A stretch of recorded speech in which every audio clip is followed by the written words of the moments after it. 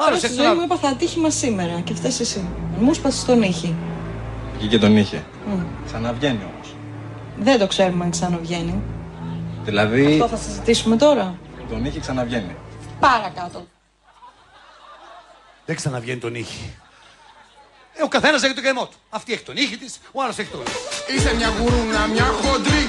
Όταν ήσουν στο χωριό σου έπιζες τυρί. Κάνεις την ποιοτική. Δεν πήρες και το πόπαθη μιλή μέσα εκεί. Μη χειρότερα, Παναγία μου. Δείξε μου κάτι άλλο, σε παρακαλώ. Ρε παιδιά, μην Όταν είσαι πληγωμένος και κλαις και σε απασχολεί κάτι, δεν θα μπορούσες ποτέ να έχεις άλλου είδους επαφή σε αυτή την κρουαζιέρα. Καταλαβαίνετε τι εννοώ. Το μυαλό μου μόνο εκεί δεν ήταν. Και ευχαριστώ και το σύζυγο γι' αυτό, γιατί με καταλαβαίνει. Όταν συναχωριέμαι και κλαίω, τηρεί τις αποστάσεις της πρέπουσες. Δεν ξέρω αν το καταλάβατε. Στην κρουαζιέρα ο αυτός δεν. Γιατί είχε στεναχώρια αυτή τις φωτιές και δεν μπορούσε να λειτουργήσει. Με αποτέλεσμα και αυτό. Ενώ γιατί πήγαινε καθετός αυτός και αυτή του έλεγε μη κάηκαν τα κρέστινα. Μη κάει ζαχάρο. Και σταμάτηγε. Κατά αυτό ήταν όλη μέρα από πάνω. Και εξαιτίας της φωτιάς δεν έγινε.